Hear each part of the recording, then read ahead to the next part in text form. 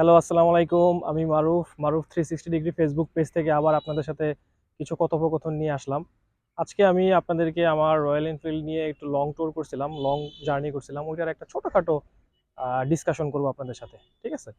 তো প্রথমত ডিসকাশনটা হচ্ছে আমি আমার রয়্যাল এনফিল্ডটা নিয়ে এই প্রথমেই 1200 কিলোমিটারের মতো রান করছিলাম। নরসিংদী থেকে বান্দরবন, নরসিংদী থেকে টেকনাফ, টেকনাফ থেকে আপনার বান্দরবন, বান্দরবন থেকে আবার নরসিংদী। তো এই 1200 কিলোমিটারের মধ্যে অনেক উত্থান পতন অনেক কিছুই হয়েছে, কিন্তু আলহামদুলিল্লাহ বাইকে কোনো প্রকার কোনো ট্রাবল দেয় নাই আমাকেও তো আমি আমার রয়্যালটা নিয়ে যে 1200 কিলোমিটার গেছি ওইটার একটা ছোটখাটো রিভিউ বা ডিসকাশন আপনাদের সাথে করি, বা কিছু জিনিস আমি আপনাদেরকে বলে দিই। তো আমি যাওয়ার আগে আমার বাইকে কিছু ছোটখাটো মেনটেনেন্স যেটা দরকার সেটা করে নিয়েছিলাম। ক্লাস কেবল, ব্রেক, চাকার এয়ার প্রেসার, চাকার ভিতরে জেল আছে কিনা, চেইন সিস্টেম ঠিক আছে কিনা।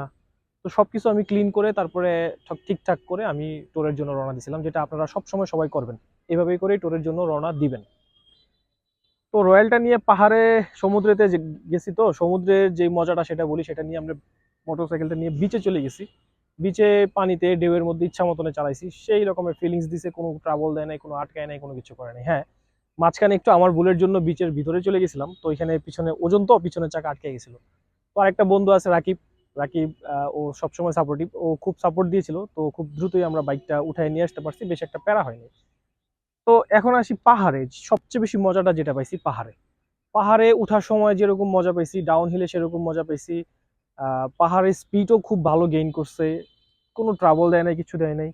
অন্যান্য বাইক যেগুলো ছিল এগুলো খুব ইজিলি ওভারটেক করে চলে যেতে পারছে। হ্যাঁ, এটা 350 সিসি বেশি, টর্ক বেশি, পাওয়ার বেশি, পারবেই স্বাভাবিক। অন্যান্য বাইকও যে পারে নাই, অন্যান্য বাইককে আমি ছোট করে দিতেছি না, অন্যান্য বাইকও তার পারফরমেন্স অনুযায়ী পারফরমেন্স করছে। তবে কম্পারেটিভলি খুব ভালো লাগছে আমার কাছে এটা। এবং আমি যে এত দূর রানিং করছি, আমার পিছনে কোনো ব্যাক পেইন হয় নাই বলবো। হালকা পাতলা 100 কিলোমিটার চালানোর পরে তো হালকা পাতলা একটু ব্যাক পেন হয়েছে, ওইটা আমরা রেস্ট করছি, চা কফি আড্ডা দিছি, ঠিক হয়ে গেছে।